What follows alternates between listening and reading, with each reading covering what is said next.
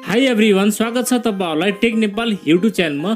Guys, पोकोले आफ्नो am सिरिजको अर्को एउटा नयाँ स्मार्टफोन पोको M5 लाई नेपालमा लन्च गरिसकेको छ। एकदमै बबल प्राइस पोइन्टमा लन्च गरेको छ। यदि तपाईहरु अन्डर 20,000 को बेस्ट गेमिङ स्मार्टफोन खोजिराख्नु भएको छ भने तपाईहरु चाहिँ यो स्मार्टफोन बेस्ट अप्सन हुन सक्छ। यदि प्राइसिङलाई हेर्ने हो भने अहिले चाहिँ हामीलाई यो स्मार्टफोनमा एकदमै बबाल स्पेक्स मिल्ने छ। सो आजको भिडियोमा हामीहरु पोको M5 को बारेमा कुरा गर्ने छौं। यो स्मार्टफोनका स्पेसिफिकेसन तथा यो स्मार्टफोनमा हामीलाई के कस्ता फिचरहरु मिल्छ, साथै हाम्रो नेपालमा के कति प्राइस पोइन्टमा लन्च भएको छ र कहाँदेखि यो स्मार्टफोनलाई लिने सबै चीजको बारेमा आज तपाईहरुलाई यसै भिडियोमा जानकारी दिनेछु र साथै गेमिङ एक्सपिरियन्सको बारेमा पनि आफ्नो ओपिनियन शेयर गर्नेछु। त्यसैले भिडियोलाई एकछिन पनि स्किप नगरी अन्त्यसम्म हेर्नु होला। र त्यो भन्दा पहिला यदि तपाईहरुले हाम्रो च्यानललाई अहिलेसम्म सब्स्क्राइब गर्नु भएको छैन भने प्लिज च्यानललाई सब्स्क्राइब गरिराख्नु होला। भिडियो मन परेमा चाहिँ एउटा लाइक पनि गरिदिनु होला। अब तपाईहरुको टाइम वेस्ट नगरी लागौं आजको भिडियोतिर। गाइस, सबैभन्दा पहिला त हामी यो स्मार्टफोनको बिल्ड क्वालिटी अनि डिजाइन देखि कुरा गर्ने छौं। बिल्ड क्वालिटीको बारेमा कोन पर्दा यसमा हामीलाई प्लास्टिक बिल्ड मिल्छ, फ्रेम पनि प्लास्टिकको रहेको छ र अगाडिपट्टि भने यसमा हामीलाई गोरिल्ला ग्लास 3 को चाहिँ प्रोटेक्सन मिल्छ।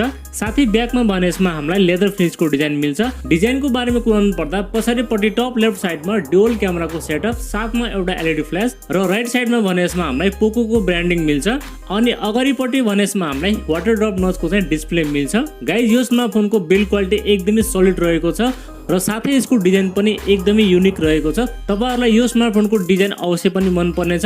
बिल्ड क्वालिटीको मामलामा चाहिँ तपाईहरुलाई कुनै पनि शिकायत आउने छैन। अब चाहिँ हामी कुरा गरौँ यो स्मार्टफोनको डिस्प्लेको बारेमा। डिस्प्लेको बारेमा कुरा पर्दा यसमा हामीलाई 6.58 इन्चको FHD+IPS LCD प्यानल मिल्छ।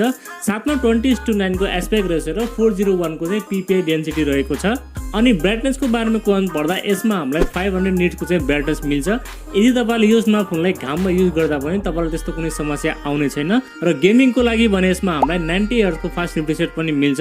गाइस, यदि प्राइसिङलाई हेर्ने हो भने अहिले चाहिँ हामीलाई यो स्मार्टफोनमा एकदमै बबल डिस्प्ले मिल्छ।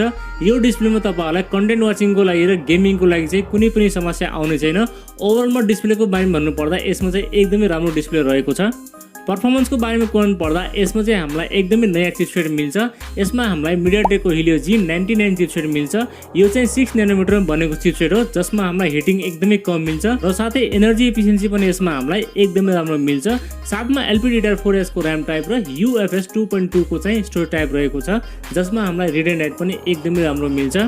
अनि गेमिङ ग्राफिक्सको बारेमा कुरा पर्दा यसमा हामीलाई आलमालीको G57 MC2 dual core GPU मिल्छ जसमा हामीलाई गेमिङ ग्राफिक्स पनि एकदमै राम्रो मिल्छ। गाइज, गेमिङको बारेमा कुरा पर्दा तपाईहरु चाहिँ यो स्मार्टफोनमा मिडियम सेटिङमा चाहिँ मजाले गेमिङ खेल्न सक्नुहुनेछ।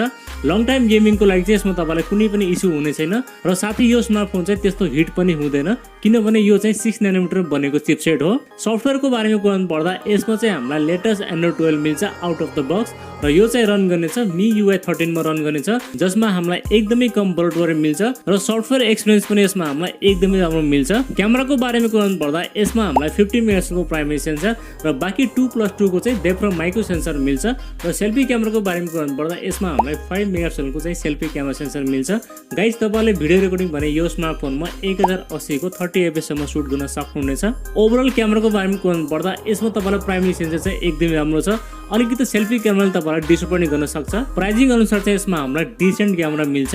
ब्याट्रीको बारेमा कुरा पर्दा यसमा हामीलाई 5000 mAh को ब्याट्री मिल्छ र चार्जिङ गर्नको लागि चार्जर भने 18 वाट को चार्जर तपाईले बक्स पाउनुहुनेछ र साथै ब्याट्री ब्याकअप पनि यसमा हामीलाई एकदमै राम्रो मिल्छ। प्राइभेसी एन्ड सेन्सरको बारेमा कुरा पर्दा यसमा हामीलाई साइड फिङ्गरप्रिन्ट सेन्सर मिल्छ, फेस अनलक पनि मिल्छ, 3.5mm ज्याक पनि रहेको छ, चार्जिङको लागि टाइप सी पोर्ट अनि साथमा यसमा हामीलाई सिंगल स्पिकर रहेको छ जसको क्वालिटी भने ठिकठाकै रहेको छ र बाँकी सबै बेसिक सेन्सरहरु चाहिँ यसमा तपाईले पाउनुहुनेछ। सेन्सरको मामलामा कुनै पनि शिकायत आउने छैन। गाइस, अब चाहिँ हामी कुरा गरौँ यो स्मार्टफोनको प्राइसिङको बारेमा। यसको बेस भेरिएन्ट 4+64 GB लाई तपाईले नेपालमा 19,999 लिन सक्नुहुनेछ र यसको माथिको भेरिएन्ट 6+128 GB लाई तपाईले नेपालमा 23,999 लिन सक्नुहुनेछ। गाइस, अब चाहिँ मेरो ओपिनियनको बारेमा कुरा पर्दा अहिले चाहिँ यो स्मार्टफोन एकदमै राम्रो प्राइसमा लन्च भएको छ। यस प्राइस पोइन्टमा चाहिँ तपाईले यो स्मार्टफोनमा गेमिङ एकदमै राम्रो गर्न सक्नुहुनेछ। गेमिङको मामलामा यसमा तपाईलाई कुनै पनि शिकायत आउने छैन। ल त साथीहरु, यति नै थियो स्मार्टफोनको बारेमा। अनि तपाईलाई यो स्मार्टफोनको स्पेसिफिकेसन कस्तो लाग्यो, के तपाईले यो स्मार्टफोन पर्चेस गर्नुहुन्छ त? यदि गर्नुहुन्छ भने चाहिँ मलाई कमेन्ट गर्नु होला। भिडियो मन परेमा एउटा लाइक गरिदिनु होला र नयाँ साथीभाइले हाम्रो च्यानललाई पहिलो पटक हेर्दै हुन्छ भने प्लिज हाम्रो च्यानललाई सब्स्क्राइब गरिराख्नु होला। अर्को भिडियोमा भेट्ने बाचा गर्दै आजलाई बिदा लिन्छु। हवस्, धन्यवाद। जय नेपाल।